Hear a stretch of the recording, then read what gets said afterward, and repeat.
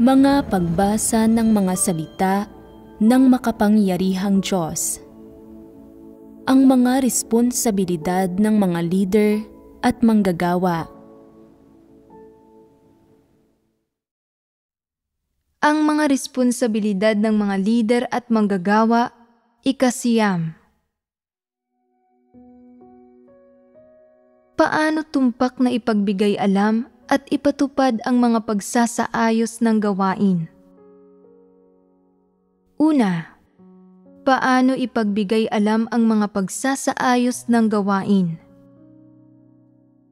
Ang 10 item na ito ng mga pagsasaayos ng gawain ay ang saklaw at nilalaman ng lahat ng iba't ibang gawain na ginagampanan ng Diyos sa iglesia at sa hinirang ng mga tao ng Diyos. Ang pag-unawa sa nilalaman at saklaw ng gawaing ito ay nakakatulong sa hinirang ng mga tao ng Diyos na pangasiwaan ang mga lider at manggagawa sa paggawa ng maayos sa gawaing ito. Sa kabilang banda, ito ay pangunahing tumutulong sa mga lider at manggagawa na maunawaan at maarok ang saklaw ng kanilang mga responsibilidad at ang gawaing dapat nilang ginagawa at ang mga responsibilidad na dapat nilang tinutupad at na magkaroon ng tumpak na definisyon sa titulong mga lider at manggagawa. Ano ang mga responsibilidad ng mga lider at manggagawa? Anong wangis ang dapat nilang isabuhay? Dapat ba silang maging katulad ng mga opisyal ng isang estado ng gobyerno? Hindi. Ang mga lider at manggagawa ay hindi isang opisyal na posisyon o titulo. Dapat maunawaan ng isang tao kung ano ang mga lider o manggagawa mula sa mga tungkuling ginagawa ng mga lider at manggagawa at mula sa atas na ipinagkakatiwala ng Diyos sa kanila at sa mga pamantayang hinihingi niya sa kanila. Sa ganitong paraan, magkakaroon ng medyo konkretong pagkaunawa ang isang tao tungkol sa designasyon ng mga lider at manggagawa at magiging mas malinaw sa kanya ang definisyon ng mga lider at manggagawa. Anong mga responsibilidad ang dapat tuparin ng mga lider at manggagawa sa pinakamababa? Dapat tumpak nilang ipagbigay alam, iatas, at ipatupad ang bawat pagsasaayos ng gawain nang ayon sa mga hinihingi ng sambahayan ng Diyos, tulad ng binanggit sa ikasiyam na item. Ano man ang aspektong nauugnay sa pagsasaayos ng gawain, basta't ipinagbigay alam ito sa pamamagitan ng mga lider at manggagawa, ang kailangan nilang gawin ay ipagbigay alam ang pagsasaayos ng gawain sa mga iglesia nang walang pagkaantala at walang tigil, matapos silang magkaroon ng ganap na tumpak na pagkaunawa rito. Tungkol naman sa kung kanino dapat ipagbigay alam ang mga pagsasaayos ng gawain, kung hinihingi ng sambahayan ng Diyos na ipagbigay alam ang pagsasaayos ng gawain sa lahat ng antas ng mga lider at manggagawa, kabilang na ang mga tao sa antas ng mga mangangaral, mga lider ng iglesia, at mga diakono ng iglesia. Dapat ipagbigay alam ang mga ito hanggang umabot sa mga tao sa antas na ito at iyon na iyon. Kung kinakailangang ipagbigay alam ang mga pagsasaayos ng gawain sa bawat kapatid, kailangang ipagbigay alam ang mga ito sa bawat kapatid nang mahigpit na naaayon sa mga hinihingi ng sambahayan ng Diyos. Kung dahil sa kapaligiran ay hindi madali na ipagbigay alam ang mga pagsasaayos ng gawain ng nakasulat, at ang paggawa nito ay magdudulot ng mga panganib sa seguridad o mas malalaking problema, Ang mahalaga at pangunahing nilalaman ng mga pagsasaayos ng gawain ay dapat tumpak na maipagbigay alam sa bawat tao ng pasalita. Kaya, paano ito dapat gawin para masabing na ipagbigay alam na ang mga pagsasaayos ng gawain? Kung ipinagbibigay alam ang mga pagsasaayos ng gawain ng nakasulat, kailangang makumpirma na natanggap ng lahat ang mga ito, na alam ng lahat ang mga ito, at na siniseryoso ng lahat ang mga ito. Kung ipinagbibigay alam ang mga ito ng pasalita, sa sandaling na ipagbigay alam na ang mga ito, kailangang paulit-ulit na tanungin ang mga tao kung nauunawaan ba nila ng malinaw ang mga ito at kung naaalala nila ang mga ito, at maaari pang hilingin sa kanila na sabihin ulit ang mga pagsasaayos ng gawain. Sa ganitong paraan lamang maituturing na tunay na naipagbigay alam ang mga pagsasaayos ng gawain. Kung kaya ng mga tao na ulitin at malinaw na isalaysay kung ano ang mga hinihinging prinsipyo ng sambahayan ng Diyos at kung ano ang partikular na nilalaman, pinatutunayan ito na naipagbigay alam na sa kanilang isipan ang mga pagsasaayos ng gawain, na natatandaan nila ang mga ito at nauunawaan ng malinaw ang mga ito. Saka lang maituturing na tunay nang naipagbigay alam ang mga pagsasaayos ng gawain. Kung ang mga kalagayan, kapaligiran, at iba pang gayong salik ay pawang naaangkop sa pagbibigay alam sa mga pagsasaayos ng gawain ng nakasulat, tiyak na dapat ipagbigay alam ang mga ito ng nakasulat. Kung ang mga ito ay hindi maaaring maipagbigay alam ng nakasulat, dahil hindi ito pinahihintulutan ng kapaligiran, at sa halip ay dapat itong ipagbigay alam ng pasalita. Dapat makumpirma na ang ipinagbibigay alam ng pasalita ay pareho sa mga pagsasaayos ng gawain, na ang mga ito ay hindi baluktot at walang idinagdag na sariling pagkaunawa sa mga ito, at ang orihinal na teksto ang ipinagbibigay alam. Sa ganitong paraan lamang maituturing na tunay at tumpak na naipagbigay alam ang mga pagsasaayos ng gawain. Ang mga pagsasaayos ng gawain ay dapat ipagbigay alam ng ganap na naaayon sa mga partikular na pagkakasulat ng mga ito. Ang mga ito ay hindi dapat ipagbigay alam sa irresponsabling paraan o nang may mga baluktot o kakatwang pagpapakahulugan batay sa mga personal na pangunawa at imahinasyon ng mga tao. Pagdating sa tumpak na pagbibigay alam tungkol sa mga ito, dapat maunawaan ng mga tao ang antas ng kahigpitan para sa pagbibigay alam ng mga pagsasaayos ng gawain. Ibig sabihin, ang pagbibigay alam tungkol sa mga ito ay kailangang gawin ng tumpak. Sinasabi ng ilang tao, kailangan ba naming ipagbigay alam ang mga ito ng eksakto? Hindi. Hindi naman kinakailangan iyon. Ang pagiging eksakto ay hinihingi sa mga makina. Kung maipagbibigay alam lamang ito ng tumpak ng mga tao, maayos na iyon. Halimbawa, patungkol sa buhay iglesia, hinihingi ng mga pagsasaayos ng gawain ng sambahayan ng Diyos sa hinirang ng mga tao ng Diyos na kumain at uminom ng mga salita ng Diyos sa pagkilala sa Diyos. Madali bang ipagbigay alam ito? Oo.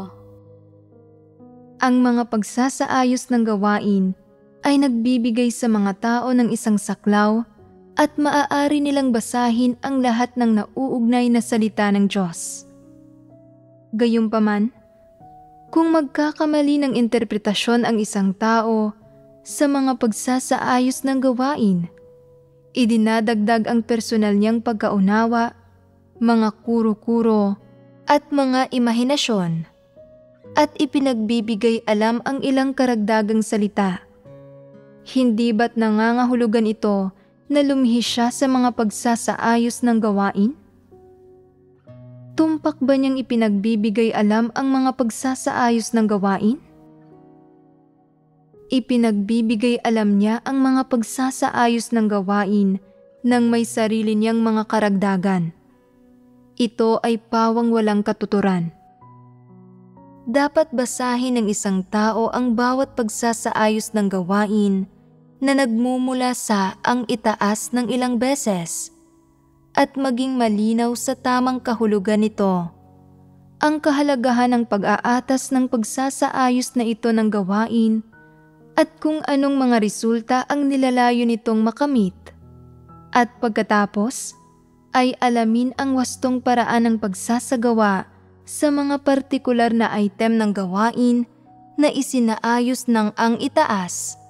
Iniiwasan na makagawa ng anumang pagkakamali. Ang pagbibigay alam tungkol sa pagsasaayos ng gawain pagkatapos mapagbahaginan at maunawaan ang mga bagay na ito ay ganap na tumpak. Ang unang kailangang gawin ay ang ipadala ang mga pagsasaayos ng gawain mula sa mga lider at manggagawa sa mga pastoral na lugar, papunta sa lahat ng ibang antas ng mga lider at manggagawa, na siya namang magpapadala sa mga ito, sa wakas, sa superbisor ng bawat grupo sa bawat iglesia. Pagkatapos, kailangang pagbahaginan ng ilang beses sa mga pagtitipon ang mga pagsasaayos ng gawain ng sambahayan ng Diyos upang maunawaan ng lahat ng hinirang ng mga tao ng Diyos ang mga ito at malaman nila kung paano isagawa ang mga ito. Kapag nakamit na ang ganitong resulta, saka lang maituturing na naipagbigay alam na ang mga pagsasaayos ng gawain. Ang mga pagsasaayos ng gawain ay kailangang ipagbigay alam ayon sa pamamaraan at saklaw na hinihingi ng sambahayan ng Diyos. Siyempre, ang nilalaman na ipinagbibigay alam ay kailangang tumpak at walang pagkakamali. Hindi dapat basta-bastang bigyan ng mga lider at manggagawa ng maling pakahulugan ang mga ito at idagdag ang sarili nilang mga ideya. Hindi iyon tumpak na pagbibigay alam ng mga pagsasaayos ng gawain at maituturing itong pagkabigo na matupad ang mga responsibilidad nila bilang lider o manggagawa. Ganito dapat maunawaan ang tumpak na pagbibigay alam at pagpapatupad sa mga pagsasaayos ng gawain. Ano ang dapat gawin ng mga lider at manggagawa kung hindi pa rin sila sigurado kung paano tumpak na ipagbigay alam ang mga pagsasaayos ng gawain?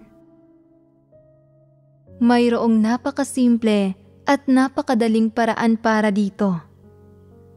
Pagkatapos matanggap ng mga lider at manggagawa ang mga pagsasaayos ng gawain, dapat muna silang makipagbahaginan tungkol sa mga pagsasaayos ng gawain kasama ang iba pang mga lider at manggagawa. Tingnan kung ilang partikular na item ang hinihingi ng ang itaas para sa mga pagsasaayos na ito ng gawain at isa-isang ilista ang mga ito.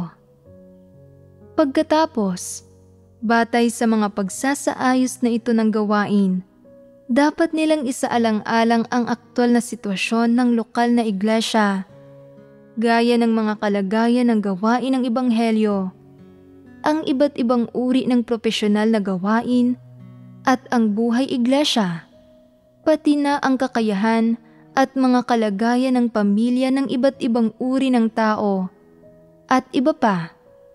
Iniuugnay ang lahat ng bagay na ito para makita kung paano ipapatupad ang mga bahaging ito ng gawain.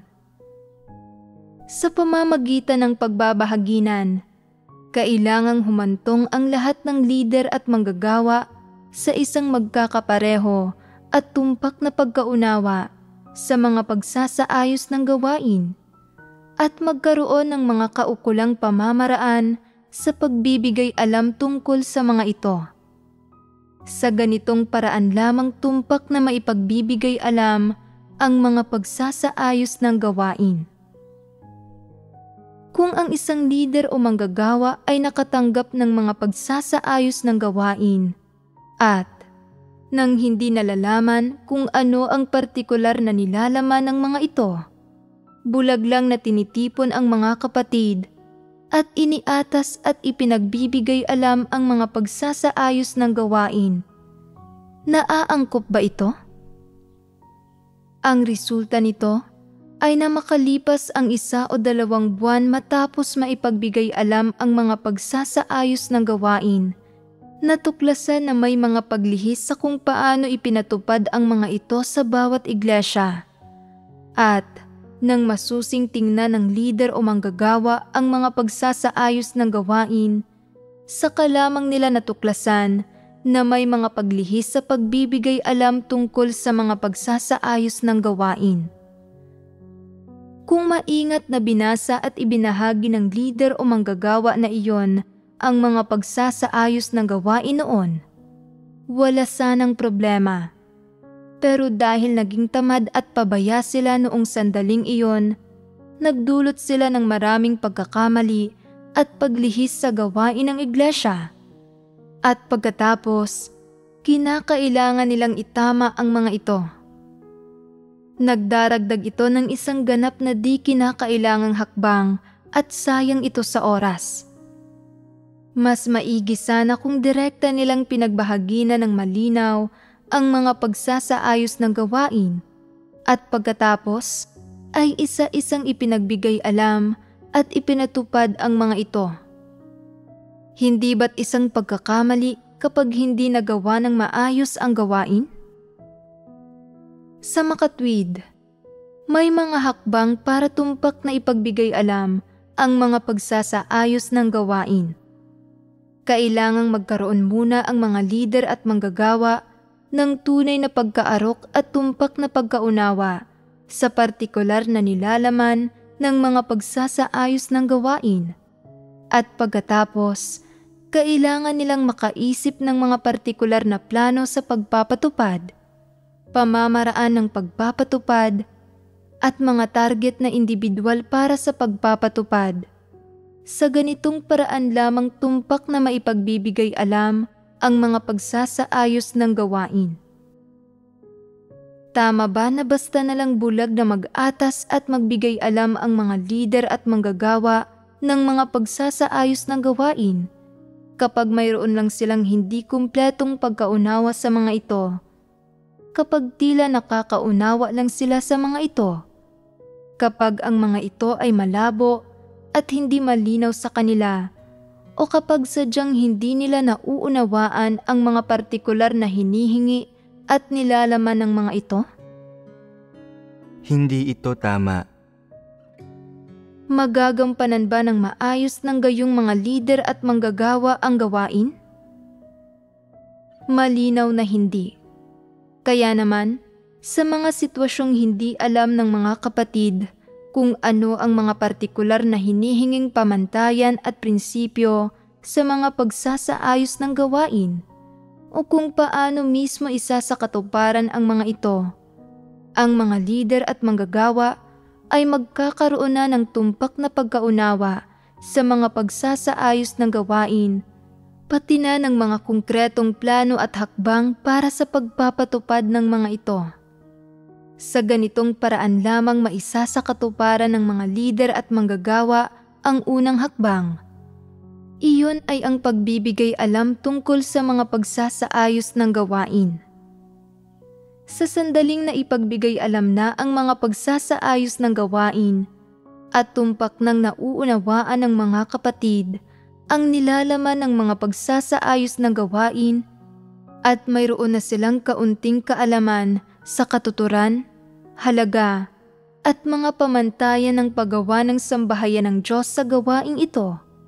Kung gayon, dapat agad na magbahagi ang mga lider at manggagawa sa kung paano magtalaga ng mga tao at partikular na detalye ng mga gawain at magbahagi tungkol sa partikular na plano kung sino ang magpapatupad at magsasagawa ng gawaing ito. Ito ang mga hakbang para sa paggampan ng gawain. Ano ang palagay mo sa pagsusubaybay sa gawain sa ganitong paraan? Maituturing ba ito na mahigpit na pagsusubaybay sa gawain? Ito ba ay agarang pagsusubaybay sa gawain? Ikalawa, paano ipatupad ang mga pagsasaayos ng gawain? Hindi ibig sabihin na sa sandaling makatanggap ang mga lider at manggagawa ng pagsasaayos ng gawain. Kailangan lang nilang ipagbigay alam at iatas ito at iyon na iyon. Maituturing ba na naipatupad na ang pagsasaayos ng gawain sa sandaling malaman ng hinirang ng mga tao ng Diyos sa bawat iglesia na naiatas ito? Hindi ito tunay na pagsasakatuparan at pagpapatupad sa isang pagsasaayos ng gawain. Hindi ito pagtupad sa kanilang mga responsibilidad, ni ang pamantayan na hinihingi ng Diyos sa huli. Ang pagbibigay alam at pag-aatas ng isang pagsasaayos ng gawain ay hindi ang layon. Ang pagpapatupad dito ay ang layon. Kaya, paano dapat partikular na ipatupad ang mga pagsasaayos ng gawain? Kailangang tipunin ng mga lider at manggagawa ang lahat ng kaugnay na mga superbisor at mga kapatid at makipagbahaginan sa kanila tungkol sa kung paano dapat gawin ang gawain habang kasabay nito ay pumipili ng isang pangunahing superbisor at mga miyembro ng pangkat para magsagawa sa gawain. Ang unang dapat gawin ng mga lider at manggagawa kapag nagpapatupad ng gawain ay ang makipagbahaginan. Makipagbahaginan kung paano gagawin ang gawain nang ayon sa mga prinsipyo at nang umaayon sa pagsasaayos na ito ng gawain mula sa sambahayan ng Diyos. At kung paano ito gawin sa paraan na nangangahulugang ang pagsasaayos na ito ng gawain mula sa sambahayan ng Diyos ay naipatupad at naisakatuparan. Habang nakikipagbahaginan, kailangang magmungkahi ang mga kapatid at ang mga lider at manggagawa ng iba't ibang plano. At sa huli ay pumili ng paraan, sistema, at mga hakbang na pinakaangkop at pinakanaayon sa mga prinsipyo. Pinagpapasyahan kung ano ang unang gagawin at kung ano ang susunod na gagawin upang makapagpatuloy ang gawain sa organisadong paraan. Kapag naunawaan na ito sa teorya at wala ng mga paghihirap o imahinasyon ang mga tao, kapag hindi na sila makakaramdam ng anumang paglaban sa gawaing ito at nauunawaan na nila ang kahulugan at layo ng pagsasaayos na ito ng gawain ng sambahayan ng Diyos, hindi pa rin maituturing na naipatupad na ang gawain. Dapat ding pagpasyahan kung sino ang pinakaangkop at pinakabihasa sa gawaing ito, kung sino ang kayang pumasan sa responsibilidad ng gawaing ito, at kung sino ang may abilidad na tapusin ang gawaing ito. Kailangang piliin ang mga tao na aako ng gawaing ito. Kailangang itakda ang plano ng pagpapatupad at ang takdang panahon na dapat itong tapusin. At kailangan ding ihanda at malinaw na isaad ang mga pagkukunan, materyales at iba pang gayong bagay na kinakailangan para matapos ang gawain. Saka palang maituturing na naipatupad na ang gawain. Siyempre, bago ang pagpapatupad, kinakailangan ding magsagawa ng partikular na pagbibigay alam at mga talakayan sa mga taong responsable sa gawaing ito ng paisa-isa. Tanungin kung nagawa na ba nila ang ganitong gawain dati at kung ano ang mga pananaw at ideya nila tungkol dito. Kung magbibigay sila ng mga plano at ideya na naaayon sa mga prinsipyo, maaaring gamitin ang mga ito. Dagdag pa rito, sa pagpapatupad ng bawat gawain, kailangan ding maglaan ng atensyon sa pagtuklas kung gaano karaming problema ba ang aktwal na umiiral. Hindi dapat kaligtaan ang hakbang na ito. Pagkatapos matuklasan ang mga problema, kailangang makapag-isip ng mga paraan para maagap na malutas ang mga problema at pagkatapos na lubusang malutas ang lahat ng umiiral na problema, saka lang masasabing tunay na naipatupad na ang pagsasaayos ng gawain.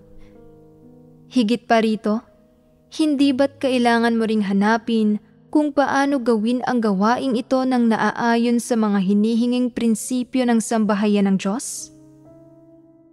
Dagdag pa rito, kung mayroon bang anumang hinihingi ang sambahayan ng Diyos tungkol sa itinakdang panahon para sa gawaing ito, kung kailan ito dapat matapos, kung mayroon bang anumang konkretong tuntunin pagdating sa mga propesyonal na kasanayan at iba pa, ay pawang mga paksa na dapat pagbahaginan ng mga lider at manggagawa kasama ang mga kaugnay na superbisor.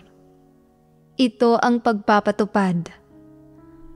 Ang pagpapatupad ay hindi natatapos sa pagbibigay alam ng pasalita o sa teorya, kundi kabilang dito ang aktwal na pag-usad ng kaugnay na gawain, pati na ang mga partikular na problema at paghihirap na kailangang malutas. Ang mga ito ay pawang mga bagay na dapat isaalang-alang ng mga lider at manggagawa kapag ipinapatupad ang pagsasaayos ng gawain kasama ang mga superbisor. Ibig sabihin, bago gampanan ang partikular na gawaing ito, ang mga lider at manggagawa ay dapat magsagawa ng ganitong uri ng pagbabahaginan, pagsusuri at talakayan kasama ang mga superbisor. Ito ang pagpapatupad. Ang pagpapatupad na ito ay ang responsibilidad ng mga lider at manggagawa, at ito ang dapat makamit ng mga lider at manggagawa. Ang magsagawa sa ganitong paraan ay ang gumampa ng tunay na gawain. Ipagpalagay ng sinasabi ng isang lider, "Ngayon, hindi ko rin alam kung paano gawin ang gawaing ito. Ano't anuman, ipinasa ko na ito sa iyo. Ipinagbigay alam at iniatas ko na rin ang pagsasaayos ng gawain sa iyo, at nasabi ko na sa iyo ang lahat ng nauugnay na usapin dito. Alam mo man itong gawin o hindi, paano mo man ito gawin, gawin mo man ito ng maayos o hindi, at gaano katagal mo man itong gawin, nasa sa iyo na ang lahat ng iyon. Walang kinalaman sa akin ang mga bagay na ito. Sa paggawa ko ng ganito karaming gawain, natupad ko na ang responsibilidad ko." Dapat ba itong sabihin ng mga lider at manggagawa? Kung sasabihin ito ng isang lider, anong klasing tao siya? Isa siyang huwad na lider. Sa tuwing may mga hinihingi ang itaas at kinakailangang gampanan ang gawain ng alinsunod sa mga pagsasaayos ng gawain, ganap itong ipinapasa ng ganitong uri ng tao sa iba. Sinasabi niya, "Ikaw na ang gumawa nito, hindi ako marunong. Tutal, naiintindihan mo naman ang lahat ng ito. Eksperto ka, karaniwang tao lang ako." Isa itong sikat na kasabihan na madalas sinasabi ng mga huwad na lider. Naghahanap sila ng palusot at pagkatapos ay tumatakas na. Sa pagbubuod, hindi responsable sa kanilang gawain ang mga huwad na lider. Hindi mahalaga kung mahusay o mahina ang kakayahan nila o kung kaya nila ang gawain. Ang pangunahing bagay ay na hindi sila nakatutok at hindi nila isinasapuso ang gawain at palagi silang pabaya. Ito ang mga pagpapamalas ng hindi pagiging responsable. Sabihin ang medyo kulang sa kakayahan at lalim ng karanasan ang isang leader o manggagawa, pero kaya niyang maging tutok sa paggawa at isapuso ang gawain niya. Bagamat hindi gaanong mahusay ang resultang nakakamit niya sa kanyang gawain, kahit papaano, isa siyang responsableng tao. Ibinubuhos niya ang kanyang buong puso sa gawain niya at ibinibigay ang lahat ng kanyang makakaya. Ang tanging dahilan na hindi niya nagagawa ng maayos ang gawain ay dahil medyo kulang siya sa kakayahan at mababa ang tayog niya. Kung magiging ganap siyang mahusay sa gawain niya, matapos magsanay sa loob ng ilang panahon, dapat patuloy na linangin ang ganitong klase ng leader. Kung ang isang leader ay walang kahit katiting na konsensya o katwiran, at kumakapit lang siya sa kanyang posisyon at nagpapasasa sa mga pakinabang ng katayuan, pero hindi man lang gumagawa ng tunay na gawain, isa siyang tunay na huwad na leader at dapat siyang tanggalin kaagad at hindi na kailanman muling pahintulutan na iangat o gamitin pa. Ang isang tunay na leader, isang responsableng leader, ay nagbubuhos ng lahat ng makakaya niya sa kanyang gawain.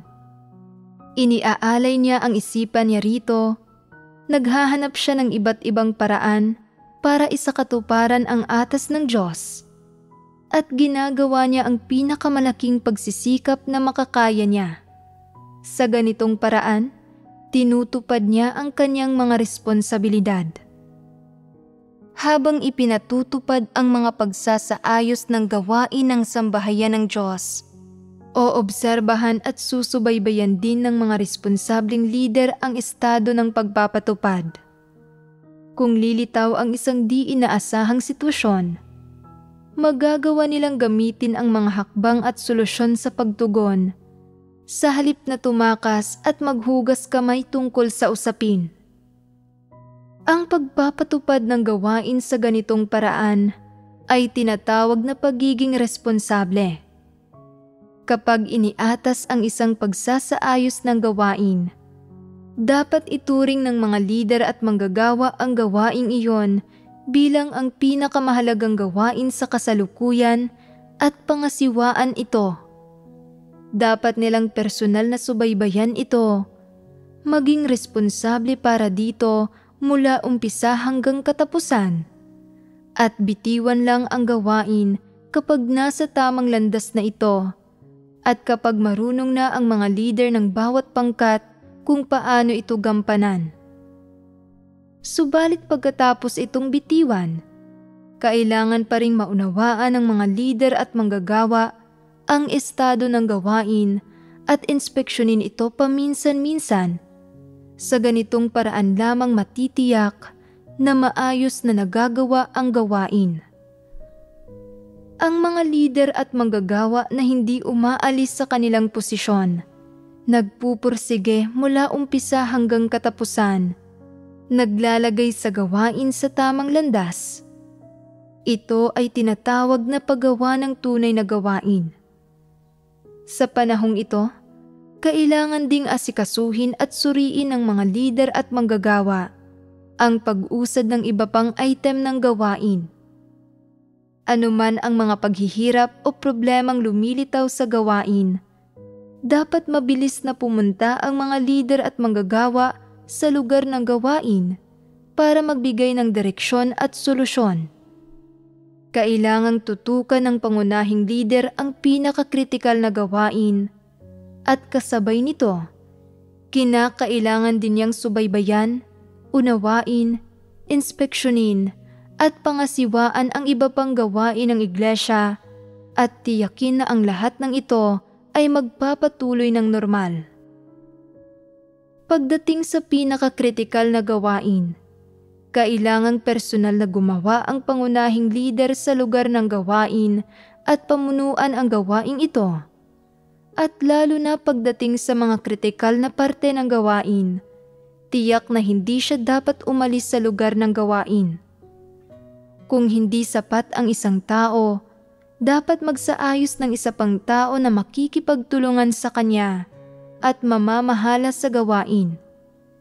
Ito ay ang paggawa ng lahat ng makakaya at ang pagkakaisa ng may parehong layon na gawin ng maayos ang kritikal na gawain. Dahil ang sambahayan ng Diyos ay mayroong pinakakritikal na gawain sa bawat yugto at panahon. Kung hindi magagawa ng maayos ng pangunahing lider ang kritikal na gawain, nangangahulugan ito na may problema sa kakayahan niya at kailangan siyang tanggalin. Ang pangunahing lider ay dapat mangasiwa sa pinakakritikal na gawain, habang ganoon din ang iba pang lider para sa ordinaryong gawain. Kailangang matutunan ng mga lider at manggagawa kung paano magbigay prioridad sa gawain ayon sa kahalagahan at kaapurahan, at paano timbangin ang mga pakinabang at kawalan. Kung magiging bihasa ang mga lider at manggagawa sa mga prinsipyong ito, pasok sila sa pamantayan bilang mga lider at manggagawa. Karamihan sa mga lider at manggagawa sa sambahayan ng Diyos ay mga kabataan, mga baguhan, at nagsasanay silang gumampan ng gawain. Kaya ang pinakamahalagang bagay para sa kanila ay ang matutong maging bihasa sa mga prinsipyo. Maaaring sabihin ng ilan, hindi ba't masyadong mataas ang mga hinihingi ng sambahayan ng Diyos sa mga lider at manggagawa? Hindi naman talaga, sa totoo lang. Paanong naging mataas ang hingin sa mga tao na maging bihasa sa mga prinsipyo? Paano magagampanan ng maayos ng isang tao ang gawain ng iglesia kung hindi siya magiging bihasa sa mga prinsipyo? Paano magiging leader o manggagawa ang isang tao kung wala siyang mga prinsipyo sa pangangasiwa ng mga usapin? Ang pagiging bihasa sa mga prinsipyo ay isang hinihingi para sa mga lider at manggagawa, hindi para sa mga ordinaryong tao. Kung hindi kaya ng isang tao na maging bihasa sa mga prinsipyo, hindi niya magagawa ng maayos ang gawain. Ang mga taong masyadong kulang sa kakayahan ay hindi nakakatugon sa mga prinsipyo. Hindi sila lilinangin ng sambahayan ng Diyos at hindi rin sila kalipikado na maging lider.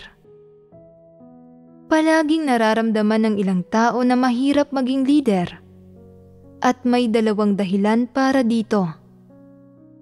Ang isa ay na hindi nila nauunawaan ang katotohanan kahit kaunti at hindi nila kayang gamitin ang katotohanan para lutasin ang mga problema. Ang isa pang dahilan ay nakulang sila sa kakayahan. Hindi nila alam kung ano ang ibig sabihin ng paggawa ng gawain. Hindi nila maipaliwanag ng malinaw ang mga prinsipyo at landas ng pagsasagawa ng gawain. At hindi nila kayang magsalita ng mga doktrina ng malinaw. Ang ganitong mga tao ay hindi angkop na maging lider. Sabihin ng masyadong mahina ang kakayahan ng isang tao, hindi siya marunong gumawa ng gawain at hindi talaga siya mahusay sa paggawa ng tungkulin niya. Ibig sabihin, umaabot ng ilang araw ang paggawa niya ng isang trabaho na dapat ay isang araw lang matatapos at 6 na buwan niyang ginagawa ang isang trabaho na dapat ay isang buwan lang matatapos. Ang gayong mga tao ay walang silbi at wala silang kwenta. Ang mga taong may napakahinang kakayahan ay hindi kayang gumawa ng anumang tungkulin ng maayos. Kapwa patas at makatwiran na may ganito akong mga hinihingi sa mga tao. At ang mga ito ay mga bagay na kayang makamit ng mga lider at manggagawa. Pakiramdam ng ilang tao na masyadong mataas ang mga hinihingi ng sambahayan ng Diyos. Ipinapakita nito na masyadong mahina ang kakayahan nila, na hindi sila kalipikado na maging mga lider at manggagawa, at na dapat silang managot at magbitiw. Hindi mo kayang umako ng mga responsibilidad ng isang lider o manggagawa at hindi ka angkop sa ganitong posisyon. Kaya, kahit na isa kang lider, isa kang huwad na lider. Kung hindi mo kayang gawin ng maayos ang kahit isang gawain, paano mo pa maaasikaso ang iba pang gawain ng sabay-sabay? Karapat-dapat bang maging lider o manggagawa ang mga taong may napakahinang kakayahan? Kung hindi man lang sila kasing husay ng isang asong bantay, hindi sila karapat-dapat na tawaging tao. Kapag nagbabantay ang aso sa isang bahay, hindi lang nito binabantayan ang harap at likod na bakuran at ang taniman ng gulay, pero kaya pa nitong bantayan ang mga manok, gansa at tupa ng bahay. Kapag may nakita itong isang estrangherong papalapit, tumatahol ito. Hindi nito hahayaang makapasok ang sino man sa bakuran at marunong itong magbigay ng babala sa amo nito kapag may papalapit na estranghero. Maging ang isipan ng isang aso ay hindi simple. Kung masyadong mahina ang kakayahan ng isang tao at hindi man lang maikukumpara sa isang aso, hindi ba't walang silbi ang ganoong uri ng tao? Ang ilang tao ay mahilig maglibang at namumuhi sa paggawa. Matakaw at tamad sila at gusto lang nilang maging palamunin sa sambahayan ng Diyos nang walang anumang ginagawa. Hindi ba't mga linta sila? Sa pamamagitan ng paghingi sa mga lider at manggagawa na pangasiwaan ang mga bagay-bagay ng may mga prinsipyo, nililinang at sinasanay sila ng sambahayan ng Diyos na maisagawa ang katotohanan at makapasok sa realidad sa paggampan sa kanilang mga tungkulin. Nagagawa ng ilang lider at manggagawa na hangarin ang katotohanan at magpasakop sa mga pagsasaayos ng sambahayan ng Diyos. Ang mga taong ito ay pawang pinagpapala ng Diyos. Ang mga mahilig maglibang at namumuhi sa paggawa at hindi gumagawa ng anumang tunay na bagay ay kailangang itiwalag. Ang lahat ng walang silbing tao na nag-iimbot ng kaginhawahan, na natatakot sa paghihirap at pagkapagal, na palaging nagrereklamo tungkol sa mga paghihirap at suliranin, at hindi kayang magtiis ng paghihirap kahit kaunti, ay kailangang itiwalag. Wala ni isa ang maaaring manatili. Kung kapag sinisimula ng mga lider at manggagawa ang kanilang gawain, nahaharap sila sa iba't ibang suliranin, dapat nilang hanapin ang pinagmula ng problema at pagkatapos ay alisin ang mga taong humahadlang at naghahanap ng gulo ng di makatwiran, ang mga balakid at sagabal na iyon. Kapag ang mga natitira ay pawang mga taong kayang tumanggap sa katotohanan, sumunod at magpasakop, higit na magiging madali silang pamunuan. Kapag gumagawa ang mga lider at manggagawa, dapat muna silang malinaw na makipagbahaginan tungkol sa katotohanan upang magkaroon ang mga tao ng daan pasulong pagkatapos silang marinig. Hindi sila dapat magsalita ng mga doktrina, sumigaw ng mga slogan, at lalong hindi nila dapat pilitin ang mga tao na makinig at sundin sila at magsagawa. Kung malinaw na nakikipagbahaginan ang mga lider at manggagawa tungkol sa katotohanan, karamihan ng tao ay magiging handang isagawa ito. Nakakabahala kung hindi malinaw o lohikal na ipinaliliwanag ng mga lider at manggagawa ang mga bagay-bagay. Subalit hinihingi pa rin nila sa mga kapatid na magsagawa at hindi alam ng mga kapatid kung paano magsasagawa at hindi nila mahanap ang landas ng pagsasagawa. Makakaapekto ito sa mga resulta ng gawain. Hanggat lohikal na naipapaliwanag at malinaw na napagbabahaginan ng mga lider at manggagawa ang mga katotohanang prinsipyong nauugnay sa bawat partikular na uri ng gawain, karamihan ng tao ay magiging maunawain at makatwiran at magiging handa silang gawin ang parte nila. Lahat ay handang makinig sa isang tao kung ang sinasabi nito ay tama, naaayon sa katotohanan at kapakipakinabang sa gawain ng iglesia at sa buhay pagpasok ng mga kapatid. Gayunpaman, may pagkakataon na puro salita at doktrina lang ang sinasabi ng ilang lider at manggagawa. At kapag may nagtatanong sa kanila tungkol sa partikular na landas ng pagsasagawa, hindi nila ito maipaliwanag at sa halip, nagsasalita sila ng magagarbong doktrina at sumisigaw ng ilang slogan. At pagkatapos ay pinapaalis na ang taong iyon. Hindi kumbinsido ang taong iyon at iniisip nito, hinihiling mo sa akin na isagawa ito pero hindi mo naman ito malinaw na naipaliwanag. Paano ko ito maisasagawa kung gayon? Wala akong landas na susundan. Tinanong kita dahil hindi ko nauunawaan. Pero lumalabas na hindi mo rin pala nauunawaan at marunong ka lang magsalita ng mga doktrina at sumigaw ng mga slogan. Hindi ka mas magaling kaysa sa akin. Bakit kita susundin? Ang susundin ko ay ang katotohanan, hindi ang pagsasalita mo ng mga doktrina at pagsigaw ng mga slogan.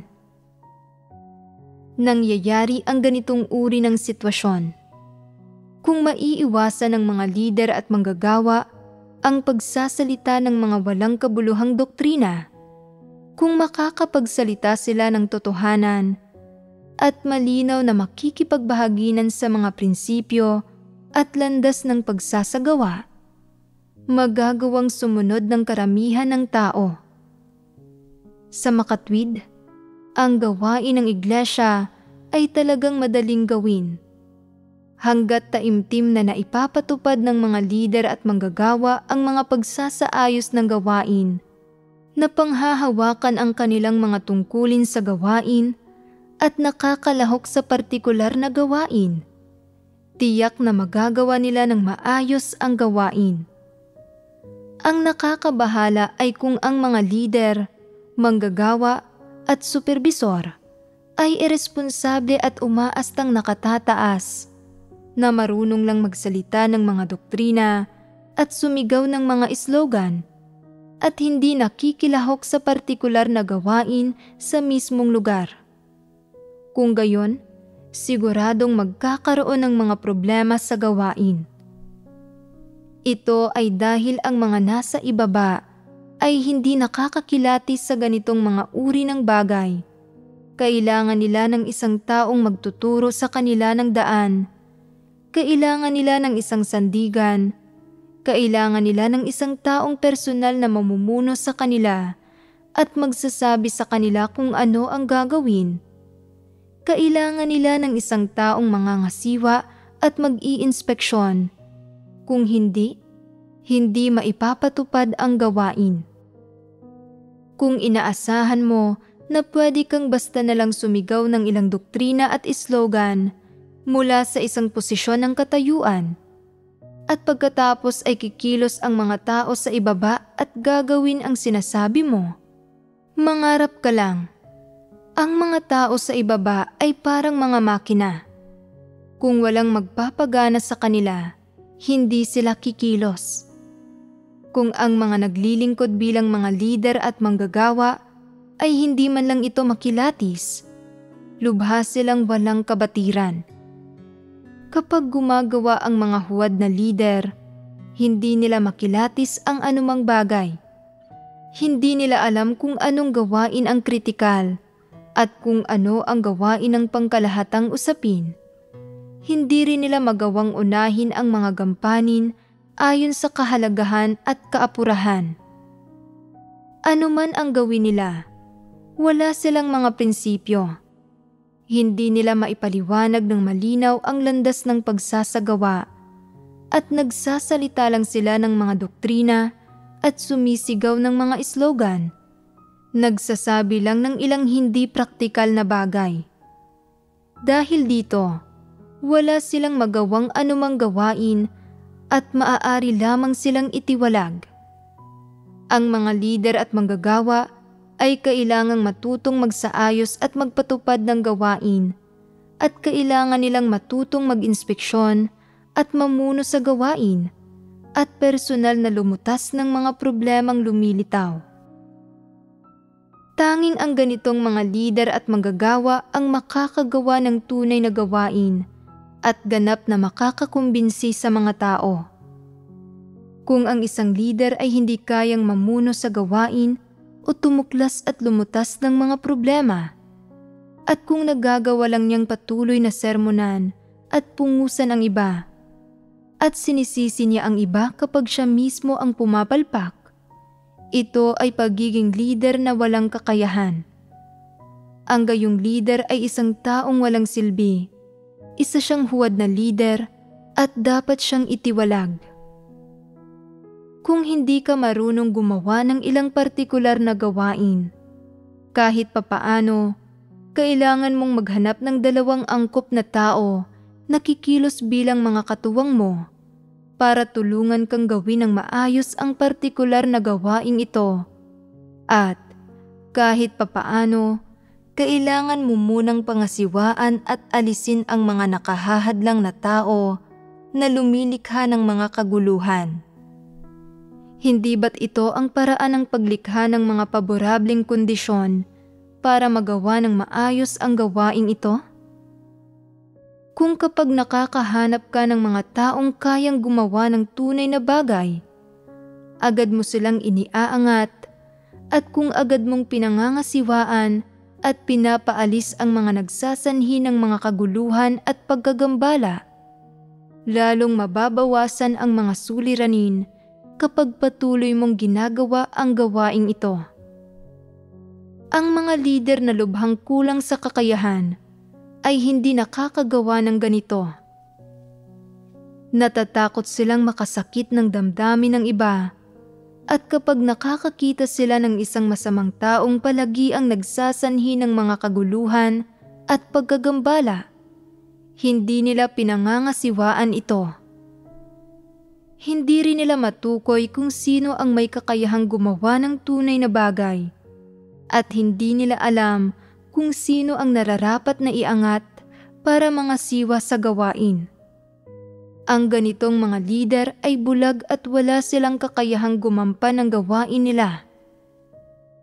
Kung hindi nauunawaan ng mga lider at manggagawa ang katotohanan o ang mga profesional na kasanayan, hindi nila magagawa ng maayos ang gawain nila, kaya dapat madalas magsanay ang mga lider at manggagawa para makagawa ng tunay na gawain. Basta't nagiging bihasa sila sa mga prinsipyo, basta't alam nila kung paano unahin ang mga gampanin batay sa kahalagahan at kaapurahan, at marunong silang magtimbang ng mga pakinabang at kawalan, kung gayon, magagawa nila ng maayos ang kanilang gawain at sila ay magiging pasok sa pamantayan bilang mga lider at manggagawa. Ngayong nakipagbahaginan na ako tungkol sa nilalaman ng tumpak na pagbibigay alam, pag-aatas at pagpapatupad ng mga pagsasaayos ng gawain ng alinsunod sa mga hinihingi ng sambahayan ng Diyos, kayong mga lider at manggagawa ay mayroon na ba ngayong pangunahing pagkaunawa sa kung paano harapin at ipatupad ang mga pagsasaayos ng gawain? At mayroon na ba kayo ngayong tiyak na pagkaunawa sa mga responsibilidad at obligasyong dapat ninyong tuparin kapag nagpapatupad ng mga pagsasaayos ng gawain? Ngayong mayroon na kayo ng tiyak na pagkaunawang ito, dapat mong isaalang-alang kung ano ang dapat mong gawin at hanggang saan mo ito kayang gawin. At pagkatapos, dapat magawa mong husgahan kung taglay mo ba o hindi ang kakayahan na maging leader o manggagawa, at kung kaya mo ba ang gawain ng pamumuno. Tungkol naman sa ilang leader at manggagawa na may mahinang kakayahan at hindi gumagawa ng tunay na gawain. Ibig sabihin, iyong mga tinatawag nating mga huwad na leader, kapag naunawaan na nila ang partikular na nilalaman ng ikasiyam na responsibilidad ng mga leader at manggagawa, ano ang dapat nilang gawin? Sinasabi ng ilan, hindi ko talaga naunawaan ang mga responsibilidad ng mga leader at manggagawa noon, at nang maging leader na ako, umasa lang ako sa aking mga kuro-kuro at imahinasyon sa paggawa ng ilang gawain para lang magmukhang may ginagawa, at inakala ko na dahil masigasig ako at handang magtiis ng paghihirap, marahil ay pasok ako sa pamantayan bilang isang leader. Natigilan ako matapos makinig sa pakikipagbahagi na ng Diyos sa ganitong paraan. Lumalabas na isa pala akong huwad na leader. Masyadong mahina ang kakayahan ko at hindi ko kayang gumawa ng tunay na gawain. Niwala akong kakayahan sa pagpapatupad ng kahit isang partikular na pagsasaayos ng gawain ng sambahayan ng Diyos. Inakala ko noon na ang pagbabasa ng isang pagsasaayos ng gawain ng ilang beses, pagpasa nito sa lahat, at paghihimok at pangangasiwa sa mga tao sa ibaba habang ginagawa nila ito, ay nangangahulugan na ipinapatupad ko ang pagsasaayos na iyon ng gawain. Pagkaraan ng ilang panahon, natuklasan ko na hindi nagawa ng maayos ang gawain at na maraming partikular na trabaho ang nakaligtaan, at saka ko lang napagtanto na talagang kulang ang kakayahan ko at na hindi ako bagay na maging leader. Kaya, ano ang dapat gawin ng isang taong gaya nito? Ayos lang ba kung sumuko siya sa gawain niya? Hindi. Kung gayon, may paraan ba para lutasin ang problemang ito? O hindi na ba ito malulutas? Hindi. Malulutas pa ito. Dapat pagsumikapan ng mga taong iyon na mas maging mahusay ng alinsunod sa mga hinihingi ng Diyos. Isa itong positibo at aktibong perspektiba. Ito ay isang napakagandang perspektiba. Dapat nilang pagsumikapan na maging mas mahusay ng alinsunod sa mga hinihingi ng Diyos. Dapat silang manalig at umasa sa Diyos at huwag maging negatibo o sumuko sa gawain nila. Ito ang isang solusyon. Magandang solusyon ba ito? Oo. Pero ito lang ba ang solusyon? Hindi. Hindi lang ito. Kung masyadong mahina ang kakayahan nila at hindi talaga nila kayang gumawa ng anumang aktwal na gawain, pwede nila itong panagutan at pwede silang magbitiw sa kanilang posisyon. Ito ay ang pangalawang solusyon. Kung sinubukan na nila dati at pakiramdam nila ay hindi nila kayang gawin ang gawain ng pamumuno, ibig sabihin, kung napakahirap nito at masyadong nakakapagod para sa kanila at lubha silang nababalisa tungkol dito at hindi sila makatulog ng maayos at araw-araw ay para bang may bundok na nakadagan sa kanila na hindi na nila maiangat ang kanilang ulo o hindi na sila makahinga at nararamdaman pa nila na mabigat ang kanilang mga binti kapag naglalakad sila at pagkatapos makinig sa mga partikular na hinihinging ito, mas lalo nilang nararamdaman na napakahina ng kanilang kakayahan at na sadyang hindi nila kayang gawin ang gawain. Ano ang dapat nilang gawin? May isang bagay silang magagawa at iyon ay ang magbitiw kaagad. Kung hindi nila kayang gumawa ng tunay na gawain, hindi sila dapat makaapekto sa gawain ng sambahayan ng Diyos. Ito ay ang katwiran na dapat nilang taglayin. Hindi nila dapat bulag na pilitin ang kanilang sarili nang lampas sa kanilang mga limitasyon. Igiit na magtangkang gumawa ng isang bagay na lampas pa sa kanilang mga abilidad o gumawa ng mga kahangalan. Ang mga taong umiiwas na gawin ang mga bagay na ito, ang mga tanging nagtataglay ng katwiran. Ang mga taong may katwiran ay may kamalayan sa sarili. Malinaw sa kanila ang sarili nilang kakayahan at alam nila ang sarili nilang mga pagkukulang. Kapag malinaw sa mga tao ang sarili nilang kapasidad, saka lang nila tumpak na mauunawaan kung ano ang kaya nilang gawin, ano ang hindi nila kaya, at kung ano ang pinakaangkop nilang gawin. Bakit kailangang malaman ng mga tao ang sarili nilang kakayahan? Nakakatulong ito sa kanila na matiyak kung anong tungkulin ang dapat nilang gawin, at nakakatulong din ito sa kanila na magawa ng maayos ang tungkuling iyon. Kung nasuri mo na ang iyong sarili at nakita mo na ganito lang ang kakayahan mo, at alam mong hindi mo kaya ang gawain ng pamumuno, hindi mo na kailangang suriing muli ang sarili mo at patunayan itong muli. Dapat kang magbitiw kaagad. Huwag kang manatili sa posisyon mo at tumangging bumaba. Huwag mong hayaang makaapekto ka at makapagsanhi ng mga pagkaantala sa ibang tao habang hindi ka nakakagampa ng partikular na gawain. Hindi ba't 100 pasulong ang pagbibitiw? Nakalatag sa harap mo ang 2 landas na ito at maaari kang pumili ng isa. Hindi ka kulang ng 100 pasulong at hindi lang iisa ang landas. Maaari kang gumawa ng mga praktikal at tumpak na paghusga tungkol sa aktwal mong sitwasyon batay sa pagkaunawa mo sa sarili mo at batay rin sa mga pagsusuri sa iyo ng mga kapatid sa paligid mo na nakakakilala sa iyo, at pagkatapos ay gumawa ng tamang pasya. Hindi ka pahihirapan ng sambahayan ng Diyos. Ano ang palagay mo rito? Sinasabi ng ilang tao, gusto kong subukan ulit at magsumikap na pagbutihin pa.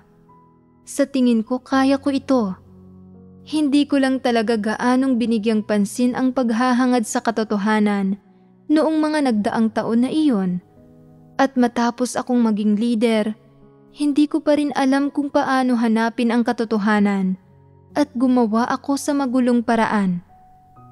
Inakala ko noon na napakadali lang ng pagiging leader ng iglesia, na ang kailangan lang gawin ay mag-organisa ng mga tao para dumalo sa mga pagtitipon, mamuno sa pakikipagbahaginan tungkol sa katotohanan, maagap na lumutas ng mga problema kapag may lumitaw, at kaagad na magpatupad ng anumang pagsasaayos mula sa ang itaas, at doon na natatapos ang lahat. Hindi ko talaga inakala na pagkatapos kong maging leader sa loob ng ilang panahon, matutuklasan ko na napakaraming problema ang hindi ko kayang lutasin, na kapag nagtatanong ang itaas tungkol sa gawain, hindi ko alam kung paano sumagot, at na kapag nagbabanggit ang ilang hinirang na mga tao ng Diyos ng mga tunay na issue, hindi ako makapagbigay ng sagot. Sa loob ng mga taon na ito na nananampalataya ang mga kapatid sa Diyos, lahat sila ay nakabasa na sa mga salita ng Diyos at madalas silang nakikinig sa mga sermon. Tiyak na nauunawaan nilang lahat ang ilang katotohanan at nagtataglay sila ng kaunting pagkilatis. Kung wala ang katotohanang realidad, talagang hindi ko sila madidiligan o matutustusan. Ngayon ay malinaw na hindi ganoon kasimple na gampanan ng maayos ang anumang uri ng partikular na gawain sa sambahayan ng Diyos. Sa isang banda, kailangang magtaglay ng kakayahan ang mga tao, samantalang sa kabilang banda, kailangan nilang magdala ng pasanin at umunawa rin sa katotohanan. Ang lahat ng bagay na ito ay ganap na kinakailangan. Hindi maaari na hindi hangarin ng isang tao ang katotohanan o na maging isang taong kulang sa kakayahan, at hindi rin maaari na walang pagkatao at hindi magdala ng pasanin ang isang tao. Ang partikular na gawain ay nangangailangan ng partikular na pamamaraan at hindi ito ganoon kasimple. Gayunpaman, may ilang tao na nananatiling hindi kumbinsido. Gusto pa rin nilang sumubok ulit at humihiling sila na mabigyan ng isa pang pagkakataon. Dapat bang bigyan ng isa pang pagkakataon ang ganitong mga tao? Kung ang kapabilidad nila sa gawain at ang kakayahan nila ay parehong katamtaman, pero kaya nilang gumampan ng partikular na gawain, at hindi sila pabaya at nakatuon sila sa paglutas ng mga problema para magkamit ng mga resulta sa kanilang gawain, at kaya nilang sundin at magpasakop sa anumang pagsasaayos na ginawa ng ang itaas, at karaniwang ipatupad ang gawain alinsunod sa mga pagsasaayos ng gawain at mga hinihinging prinsipyo ng sambahayan ng Diyos. At bagamat hindi nila ginawa ng maayos ang kanilang gawain noon dahil bata pa sila, hindi pa nila nauunawaan ang katotohanan at mababaw pa ang pundasyon nila. Sila ay mga tamang tao. Dapat silang bigyan ng isa pang pagkakataon at patuloy na magsanay. Huwag silang bulag na tanggalin. Hindi ganoon kadali ang maging leader o manggagawa, at hindi rin ganoon kadali ang maghalal ng isang leader o manggagawa. Ngayon, karamihan ng leader at manggagawa ay may kaunting pagkaunawa sa kanilang mga responsibilidad, at kahit papaano, medyo mas magiging mahusay na sila sa kanilang gawain kumpara sa dati. Isa itong katunayan.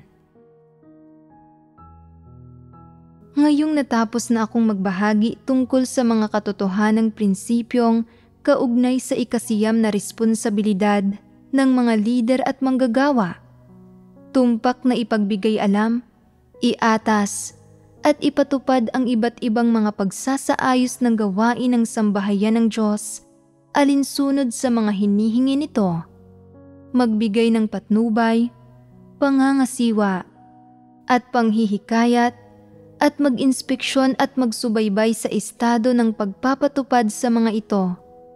Pawang masigla ang puso ninyo at mayroon kayong landas ng pagsasagawa.